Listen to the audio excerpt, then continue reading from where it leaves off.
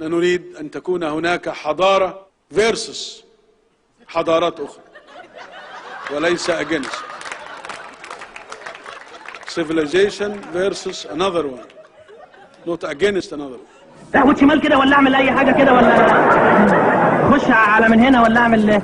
مش انتوا القانون فيه انه اللي درانك يتمسك ويروح السجن اذا كان درايفنج ولا ايه؟ مال ده يا مرسي؟ يعني جاز اند الكحول دونت ميكس، مش ده قانون؟ فالحريه مسؤوليه. الله يخرب عقلك يا جدع والله من وانا اقول يا رب ده انجليزي ده يا مرسي. لا مال ده يا مرسي؟ فيومي